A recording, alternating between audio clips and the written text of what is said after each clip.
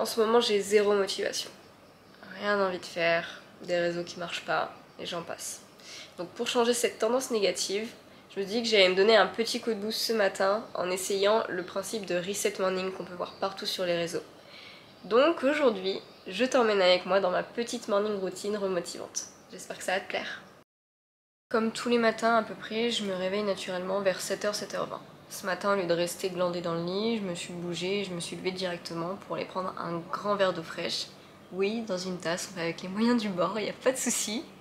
Puis ensuite, on commence le reset morning.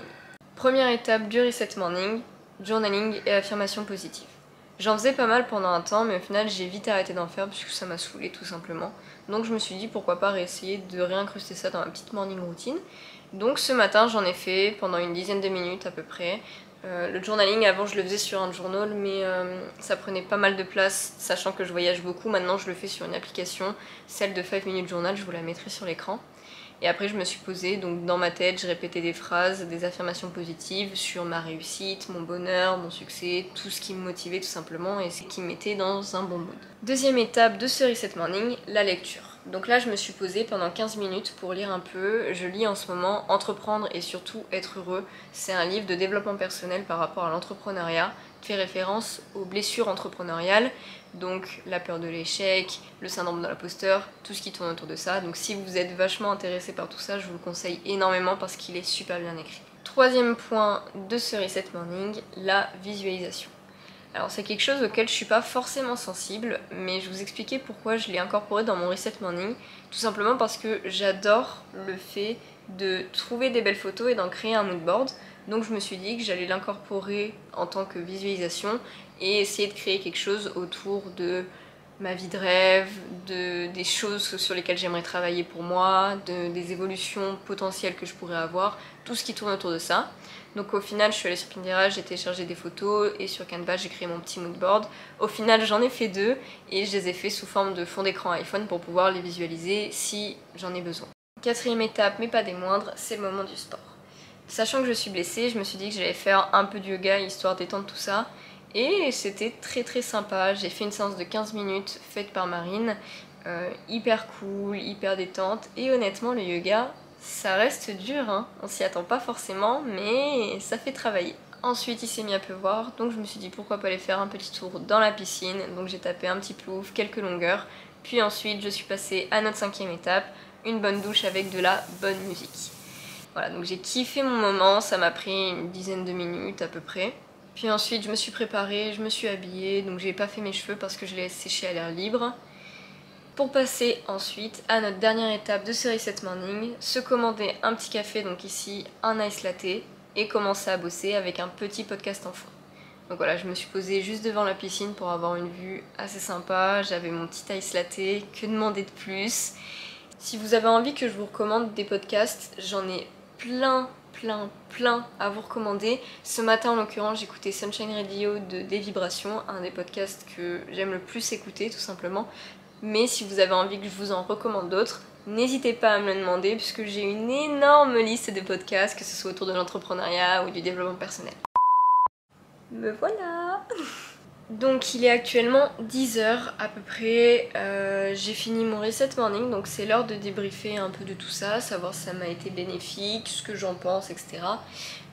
Juste je voulais vous dire quelques mots par rapport à la reset morning parce que je trouve ça important. Ça se base beaucoup sur le principe de Miracle Morning qui a été inventé par, attendez que je prononce pas mal, Hal Herold, et je vous conseille énormément son livre si vous me suivez sur Instagram. Je vous en ai déjà parlé beaucoup en story puisque je l'ai lu et je l'ai adoré. Donc si vous voulez un peu développer vos notions par rapport à tout ce qui est Reset Morning, Miracle Morning qui permettent d'être plus productif, etc. Je vous conseille vraiment ce livre parce qu'il est juste génial. Sans compter les mises en place de caméras, les prises de plans, etc. La Reset Morning, elle a duré 1h30 à peu près. De toute façon, je vous ai affiché les timings au long de la vidéo, donc vous pouvez faire le calcul vous-même. Et alors, honnêtement, j'ai adoré. Ce qui est bien, c'est qu'en fait, dès que je me suis réveillée naturellement, donc vers 7h20, je me suis direct bougée. Je me suis levée et je suis pas restée à traîner sur mon téléphone comme je le fais habituellement tous les matins, parce que bon, j'adore ça, mais on va pas se mentir, ça fout un peu dans un mood très flemmard et après t'as pas envie de bouger. Donc là honnêtement ça m'a fait un grand bien par rapport à ça.